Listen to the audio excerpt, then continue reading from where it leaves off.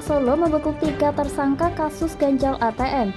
2 dari 3 tersangka merupakan residivis dengan kasus yang sama. Polda Jawa Tengah melakukan pengungkapan terkait dugaan tindak pidana penyalahgunaan solar bersubsidi oleh pemilik SPBU di Sragen. Warga terdampak banjir di Doropayung, Kecamatan Juwana Pati, memilih tinggal di pengungsian dengan membuat bilik dari kain secara mandiri. Selamat sore pemirsa, saya Puji Lestari, inilah Jateng hari ini.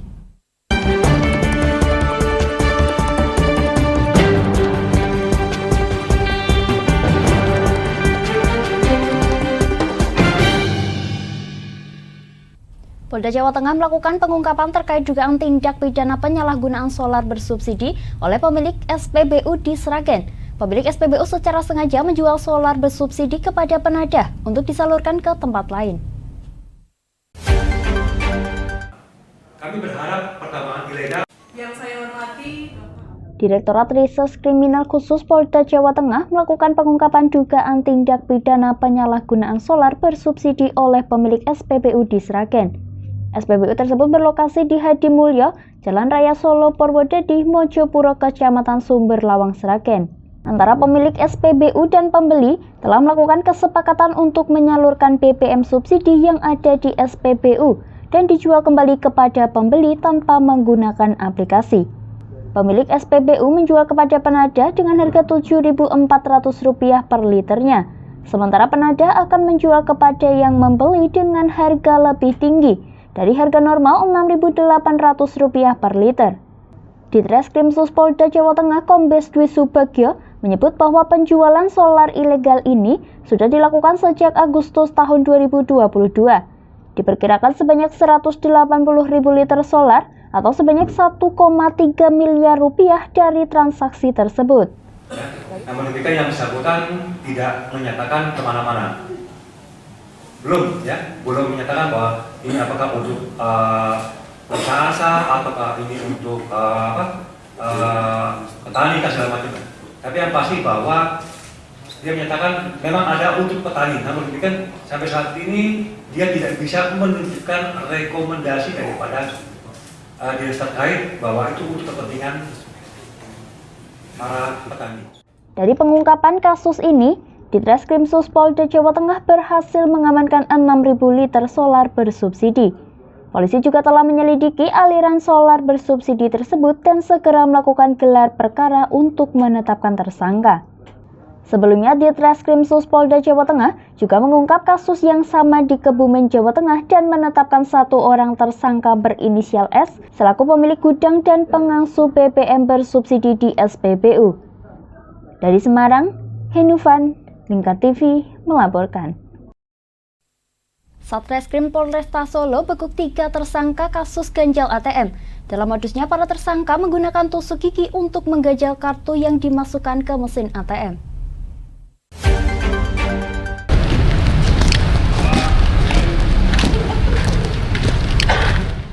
Inilah 3 tersangka kasus ganjal ATM yang berhasil diringkus Satreskrim Polresta Solo.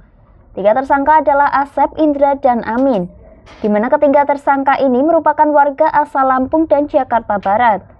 Sebelum melakukan kejahatan di kota Solo, para tersangka ini juga pernah melakukan hal yang sama, yakni di Jakarta Barat, Ungaran, dan kota Salatiga. Sedangkan 2 dari 3 tersangka, yakni Amin dan Indra, merupakan residivis yang sudah pernah terjerat kasus yang sama dan baru saja bebas dari masa tahanan pada tahun 2021 lalu. Salah seorang tersangka, Indra, mengungkapkan bahwa modus yang dilakukan dalam kejahatan ini adalah dengan cara membantu korban, lalu menukar kartu ATM. Dari hal itu, tersangka mulai melancarkan aksinya yang kemudian menggasak uang milik korban. Korban mengetahui hal tersebut usai melakukan pengecekan, hingga akhirnya diketahui bahwa uangnya yang berada di rekening tersebut berkurang. Korban menyaksikan bahwa pada saat laporan tersebut sudah ada dana dari tabungannya berkurang sejumlah 135 juta dengan perincian 10 juta itu penarikan tunai yang masing-masing 2,5 juta kali 4, kemudian sisanya ditransfer ke rekening. Dari sinilah korban kemudian melaporkan ke Polresta Surakarta Dari laporan korban tersebut, Polresta Surakarta melakukan penelusuran di lokasi atau di TKP. Mengetahui hal tersebut, korban kemudian melaporkan kasus tersebut ke pihak berwajib. Hingga akhirnya ketiga tersangka ini berhasil dibekuk lengkap dengan barang buktinya. Barang bukti yang diamankan oleh petugas yakni sejumlah kartu ATM dan smartphone yang digunakan tersangka dalam melancarkan aksi kejahatannya. Akibat perbuatannya, tersangka dijerat pasal 363 ayat 1 ke 4 EKUHP dengan hukuman maksimal 7 tahun penjara.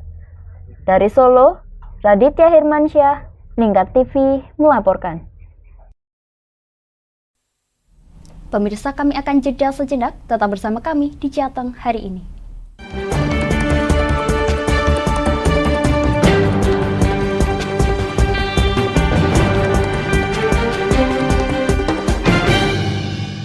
Berpuluh-puluh tahun kita bangsa Indonesia telah berjuang untuk kemerdekaan tanah air kita. Mengupas sejarah Indonesia yang penuh makna. Merdeka atau mati. Berbagai informasi sejarah yang ada di Indonesia, sejarah tradisional warisan bangsa.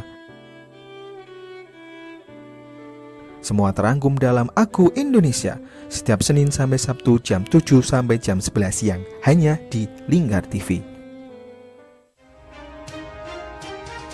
Tidak hanya para pengguna, Polda Jateng beserta jajaran membasmi pengedar dan bandar yang cukup meresahkan. Puluhan pelajar dari SMP Negeri 1 Gringsing, Kabupaten Batang, Jawa Tengah menjadi korban pencabulan oleh oknum guru agama setempat.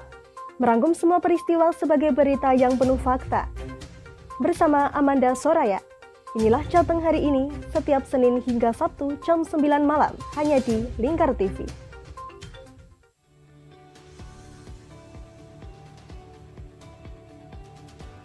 Selamat siang pemirsa, bersama saya Galus Karkinanti. Inilah Jateng terakhirnya tertabrak truk dan terseret hingga belasan meter. Informasi-informasi terkini akan kami sajikan untuk Anda dalam Jateng terkini, setiap jam 12 malam hanya di Lingkar TV. Oke, kembali lagi di Ngobrol Inspirasi. Kini Kak Uns akan menemani sore Anda dengan topik-topik yang menarik. Adik, kita tak selamanya indah, adik. Kayak gitu ya. Ngopi, ngobrol inspirasi, setiap hari Selasa jam 3 sore hanya di Lingkar TV.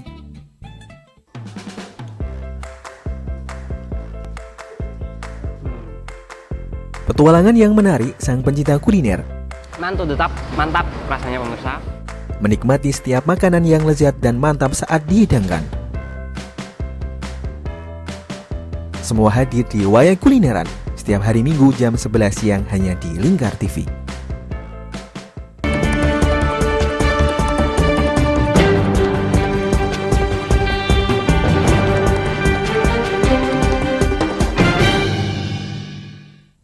Pemirsa, Anda masih menyaksikan Jateng hari ini.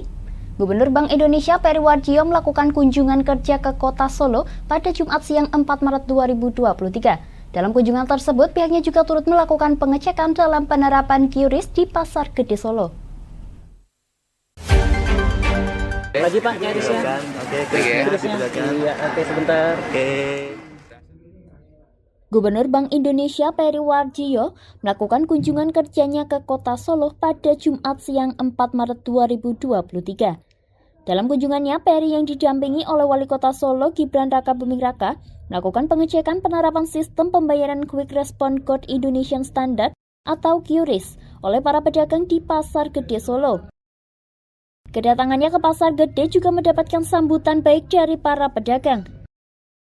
Mereka banyak yang menawarkan sejumlah produk dagangannya kepada Gubernur BI yang datang ke Pasar Gede tersebut. Menurutnya, penerapan QRIS di Pasar Gede Solo sudah sangat bagus. Selain itu, saat melakukan pengecekan harga-harga yang ada di Pasar Gede juga stabil atau tidak ada kenaikan harga sama sekali. Penuh dengan plat-plat dari Surabaya, dari Malang, dari Semarang, bahkan orang Jogja pun ke Solo untuk kuliner wisata di Solo.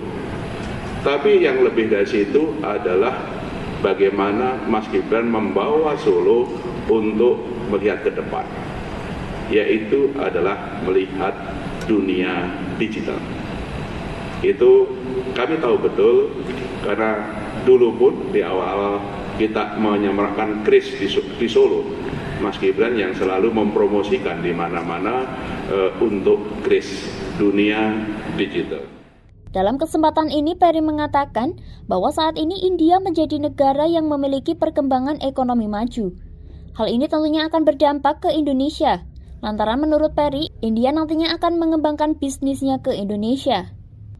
Tentunya hal ini menjadi peluang besar bagi Indonesia, khususnya di bidang pariwisata, batubara, hingga energi. Perry dalam kunjungannya juga menyebutkan bahwa ekonomi global akhir tahun lalu menurun hingga 2,3%. Akan tetapi peluang tahun ini naik menjadi 2,9%. Dari Solo, Raditya Hirmansyah, Lingkar TV melaporkan. Gaya hidup mewah pejabat saat ini ramai menjadi sorotan sejumlah pihak. Anggota DPR RI juga Ketua Umum Harley Davidson Club Indonesia, Ahmad Syahroni menilai sah-sah saja jika memiliki gaya hidup yang mewah, asalkan bisa mempertanggungjawabkan harta yang dimiliki dan melaporkan kepada Komisi Pemberantasan Korupsi.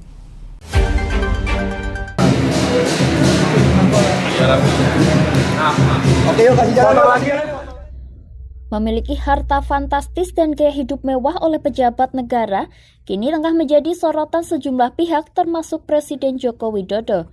Pemerintah meminta para pejabat negara untuk tidak memamerkan harta kemewahan atau hidup hedon. Gaya hidup mewah pejabat kini sedang ramai disorot. Bahkan klub motor gede, Moge Ditjen Pajak, Belasting Reader dibubarkan.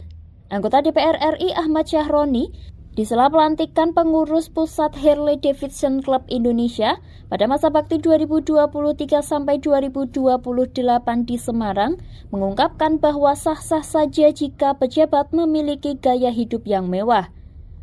Terkait harta fantastis para pejabat, Ahmad Syahroni yang juga Ketua Umum Harley Davidson Club Indonesia, HDCI mengatakan jika bisa dipertanggungjawabkan tentunya tidak menjadi masalah. Asalkan bisa mempertanggungjawabkan harta yang dimiliki dan melaporkan kepada Komisi Pemberantasan Korupsi. Wakil Ketua Komisi 3 DPR RI, Ahmad Syahroni berharap kepada seluruh pejabat eksekutif dan legislatif untuk selalu melaporkan harta kekayaannya melalui laporan harta kekayaan pejabat negara atau LHKPN secara teratur. Nah, inilah untuk memberikan satu himbauan kepada seluruh pejabat, terutama eksekutif. Dan saya baca masih 50% orang eksekutif yang lapor LHKPN.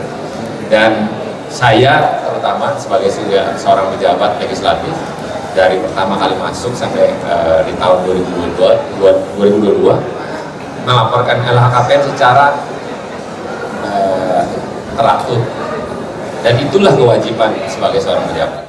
Sebagai Ketua Umum HDCI, Ahmad Syahroni meminta anggotanya yang berjumlah sekitar 4.000 orang untuk memberikan manfaat kepada masyarakat, tidak arogan dan tertib membayar pajak kendaraan mewah. Ahmad Syahroni berharap pemerintah daerah juga memberikan notifikasi peringatan dan mengingatkan pemilik kendaraan untuk membayar pajak agar tidak lupa akan tanggung jawabnya. Dari Semarang, Henufan, Lingkar TV melaporkan. Pemirsa, kami akan jeda sejenak, tetap bersama kami di Jateng hari ini.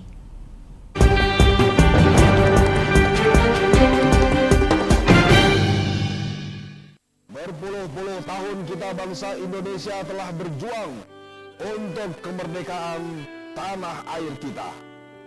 Mengupas sejarah Indonesia yang penuh makna. Merdeka atau mati.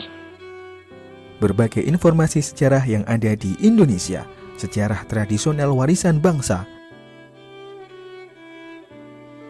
Semua terangkum dalam Aku Indonesia, setiap Senin sampai Sabtu jam 7 sampai jam 11 siang, hanya di Lingkar TV. Tidak hanya para pengguna, Polda Jateng beserta jajaran membasmi pengedar dan bandar yang cukup meresahkan. Puluhan pelajar dari SMP Negeri 1 Gringsing, Kabupaten Batang, Jawa Tengah, menjadi korban pencabulan oleh oknum guru agama setempat. Merangkum semua peristiwa sebagai berita yang penuh fakta. Bersama Amanda Soraya. Inilah Jateng hari ini, setiap Senin hingga Sabtu jam 9 malam, hanya di Lingkar TV.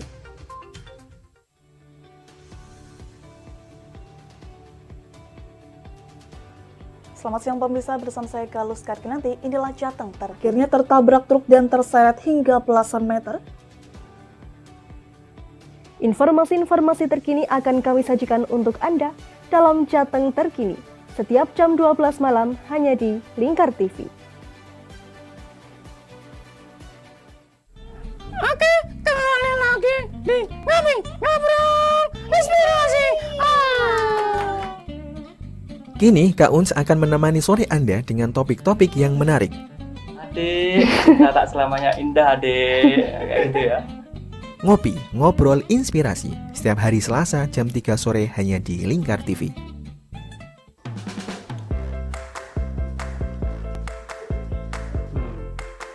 Petualangan yang menarik sang pencinta kuliner. Mantul tetap mantap rasanya pemirsa. Menikmati setiap makanan yang lezat dan mantap saat dihidangkan. Semua hadir di Wayang Kulineran setiap hari Minggu jam 11 siang hanya di Lingkar TV.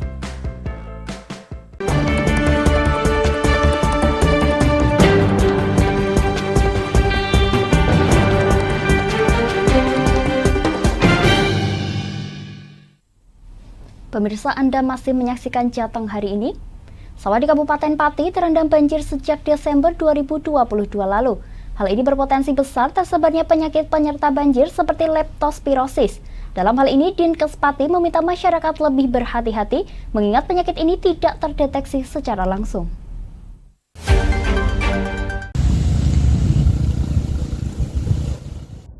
Bumi Minatani identik dengan sebaran sawah yang terhampar. Meski begitu, sebaran sawah ada di 9 kecamatan, yakni Kecamatan Jakenan, Pati, Kayen, Dukeseti, Sukolilo, Juwana, Margoyoso, dan Batangan kini terendam banjir. Hal ini menjadikan potensi penyakit penyerta banjir seperti leptospirosis. Seperti diketahui pada musim kemarau, para tikus bersembunyi di pematang sawah. Mereka hidup dan beranak pinak bahkan kencing di sana, sehingga ketika sawah tersebut terendam banjir, hal ini menjadi potensi besar terjangkitnya penyakit leptospirosis. Leptospirosis merupakan penyakit bakteri yang menyebar melalui air seni hewan yang terinfeksi. Manusia bisa terkena leptospirosis melalui kontak langsung dengan urin hewan yang terinfeksi atau melalui air, tanah, atau makanan yang terkontaminasi urin hewan. Tanda-tanda terjangkitnya penyakit ini memang tidak secara langsung terdeteksi. Namun gejala yang perlu diwaspadai yakni demam tinggi, sakit kepala, nyeri otot, mata merah, mual, dan gangguan pada kencing. Leptospira ini mati dengan antibiotik yang cepat. Biasanya fatal apabila terjadi kondisi yang lama tidak mendapatkan penanganan, artinya dianggap tipes dan lain-lain, padahal bukan gitu ya. Artinya ini memang perlu diwaspadai. Seringkali masyarakat tidak secara sadar gitu karena merasa bahwa wilayah ini langganan banjir, tidak pernah pakai sepatu boot dan lain-lain. Dalam hal ini, Dinas Kesehatan Kabupaten Pati mengimbau kepada masyarakat untuk tetap menjaga kebersihan meski setiap hari harus berjibaku dengan genangan air.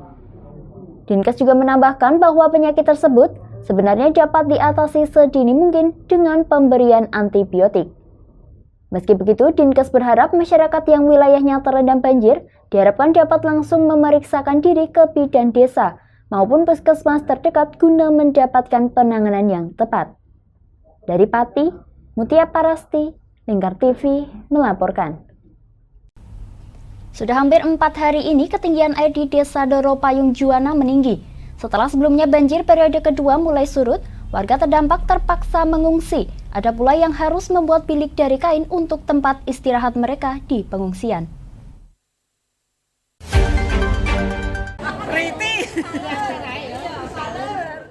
Beginilah bilik pengungsian warga Desa Doropayung yang ada di Stasiun Juwana. Sebanyak 16 kartu keluarga dengan 65 jiwa sudah 3 hari mengungsi usai banjir kembali meninggi di daerah mereka tersebut. Para warga terpaksa membangun bilik dengan persediaan kain yang mereka miliki dan membawa kasur serta perlengkapan rumah tangga. Pembuatan bilik ini tak dibatasi ukuran untuk masing-masing keluarga, sehingga warga bisa bebas membuat bilik sesuai dengan jumlah keluarga yang mereka miliki. Meski begitu, para pengungsi ini tak bisa tidur nyenyak lantaran di lokasi pengungsian muncul banyak nyamuk, bahkan ketika hujan tiba, atap stasiun tempat mereka mengungsi ini bocor. Kebutuhan logistik para warga juga terganggu. Beberapa masyarakat mengaku memerlukan suntikan sembako untuk dapat mensuplai kebutuhan hidup mereka. Senada dengan yang disampaikan Tri Sutami selaku pengungsi, pihaknya kini tak bisa bekerja sebagai pedagang dikarenakan tingginya curah hujan yang masih mengguyur wilayah tempat tinggalnya.